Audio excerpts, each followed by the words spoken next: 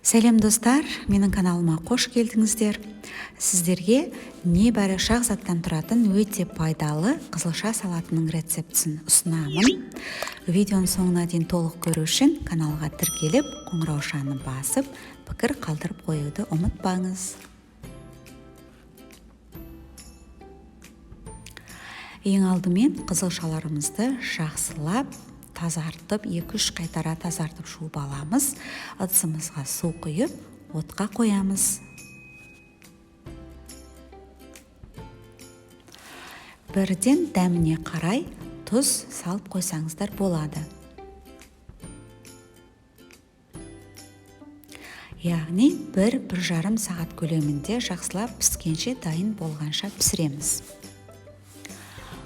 Осы орайда алмаларымызды сыртынан ашып тазартамыз. Кез келген алманың түрін қолдансаңыздар болады.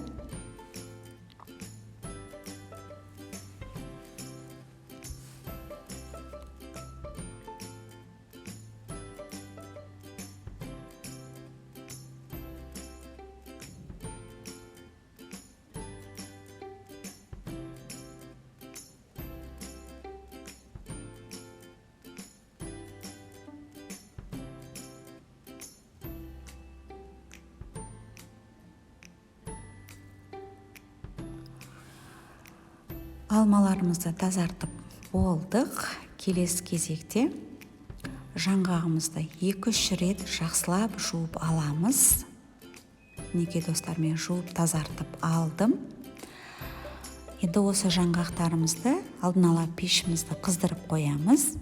Формамызға пергамент немесе тефлоновый коврикті қойып, жаңғақтарымызды яғни қыздырып аламыз пеште.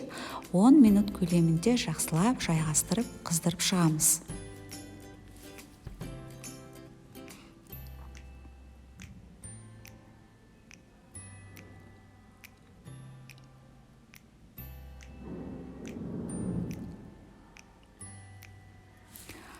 Мінекей, енді пешімізге жібереміз. Енді алмаларымызды кубиктап турап шығамыз. Қатты жерлерін алып тастаймыз әрине.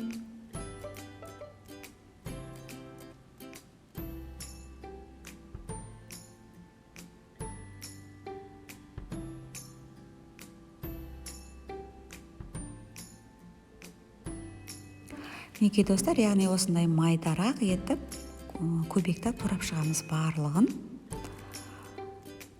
Өз қалауларыңызша турасаңыздар да болады. Үкіштен өткізсеңіздер де болады, яғни өз еріктеріңізге байланысты.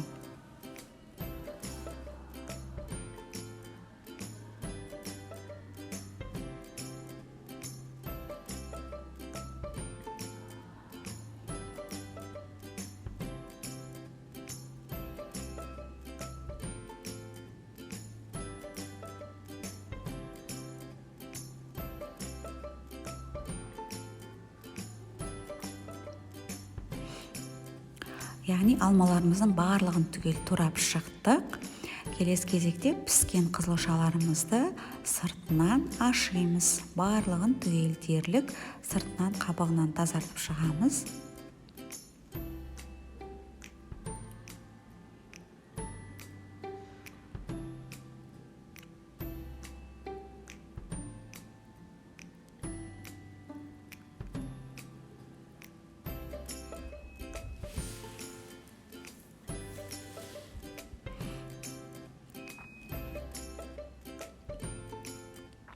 Неге достар, барлығын тазартып алдық.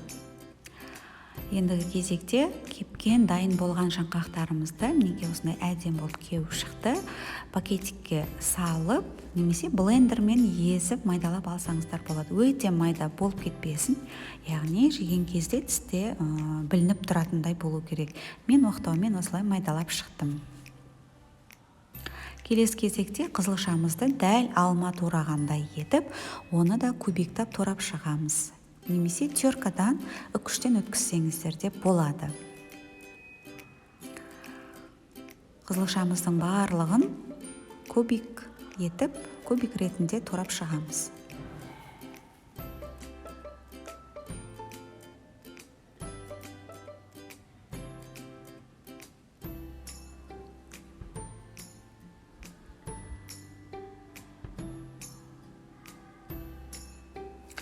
барлығын турап шықтық. Мінекей достар, келесіде барлық қоспаларымызды біріктіреміз, яғни қызылшаны саламыз.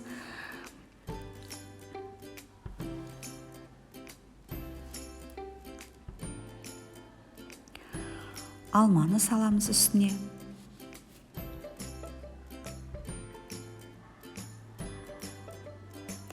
Ұсақталған, майдаланған жаңғағымызды саламыз.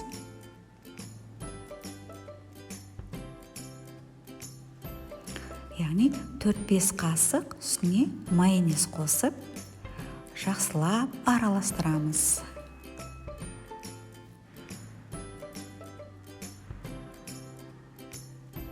Жақсылап араластырып шығамыз. Өте дәмді салат болып шығады достар. Жасауға кеңес берем сіздерге.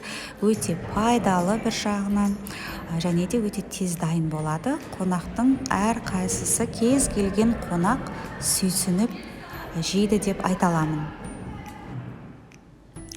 Мінекей достар, міне дайын болды. Сіздер де жасап, дайындап көріңіздер, үй үшін қуантыңыздар.